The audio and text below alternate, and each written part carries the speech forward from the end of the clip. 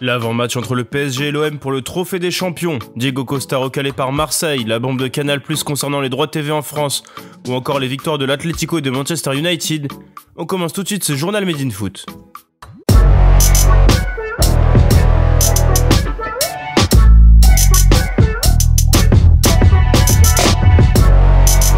Ce mercredi, le Paris Saint-Germain et l'Olympique de Marseille s'affrontent à Lens dans le cadre du trophée des champions. L'occasion pour l'entraîneur du club de la capitale, Mauricio Pochettino, de remporter un premier titre après seulement 11 jours sur le banc. L'Argentin va d'ailleurs pouvoir compter sur les retours de Neymar et Presnel Kimpembe, absents jusqu'alors pour cause de blessures.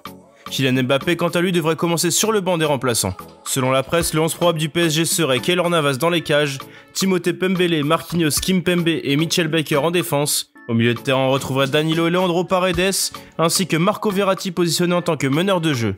En attaque, André Di Maria, Neymar et Mauro Icardi seraient le trio de tête. Côté marseillais, André Villas-Boas peut compter sur l'ensemble de son effectif. Le technicien de l'OM devrait titulariser Dimitri Payet pour cette rencontre, après 2 rencontres sur le banc pour le numéro 10. Le 11 probable de l'OM, Steve Mandanda dans les cages, Hiroki Sakai, Douye Kaletachar, Alvaro Gonzalez et Nagatomo en défense. Au milieu de terrain, on devrait retrouver Pape Gueye ainsi que Boubacar Kamara et Valentin Rongier. Enfin en attaque, c'est le trio Valère Germain, Florian Thauvin et Dimitri Payet qui devraient être alignés. Alors qu'il va faire son retour dans le groupe parisien pour la première fois depuis mi-décembre, Neymar brûle d'impatience d'en découdre à nouveau avec les Phocéens. Bien évidemment, l'attaquant brésilien a encore en tête le premier classique perdu en septembre dernier 1-0 sur la pelouse du Parc des Princes, ainsi que son altercation avec Alvaro Gonzalez, qui l'accusait et accuse toujours d'avoir proféré des insultes à caractère raciste. Les retrouvailles s'annoncent salées entre les Parisiens et les Marseillais. L'OM de son côté a enregistré un renfort hier avec la signature de Paul Lirola. Le latéral droit espagnol de 23 ans a été prêté avec option d'achat par la Fiorentina. Pas le temps pour lui de prendre ses marques puisqu'il est d'ores et déjà convoqué dans le groupe de l'OM pour ce trophée des champions, l'occasion pour lui de soulever un premier trophée pour son premier match. Toujours concernant le mercato OM, Pablo Longoria, le directeur du football, a refusé Diego Costa. Selon le journal régional La Provence, l'attaquant espagnol de 32 ans, qui vient de résilier son contrat avec l'Atlético, a été proposé au club phocéen. Ce dernier n'aurait pas dit non à l'aventure marseillaise, un sentiment qui n'a pas été partagé par le dirigeant marseillais, qui souhaite se concentrer sur d'autres objectifs.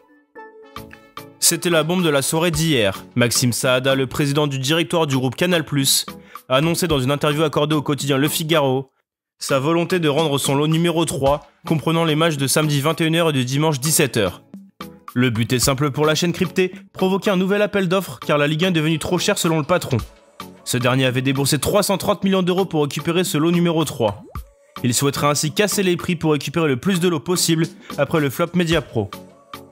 J'estime que le produit Ligue 1 était dégradé dans l'absolu. Pour des raisons conjoncturelles tout d'abord.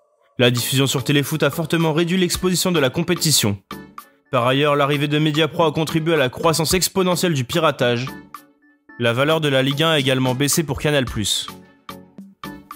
Le boss de la chaîne cryptée, considéré par beaucoup comme l'unique sauveur possible pour le football français, ne cache pas sa rancune concernant les dirigeants de club. Le boss de la chaîne cryptée, considéré par beaucoup comme l'unique sauveur possible pour le football français, ne cache pas sa rancune concernant les dirigeants de club. Nous n'avons pas été traités correctement ces dernières années.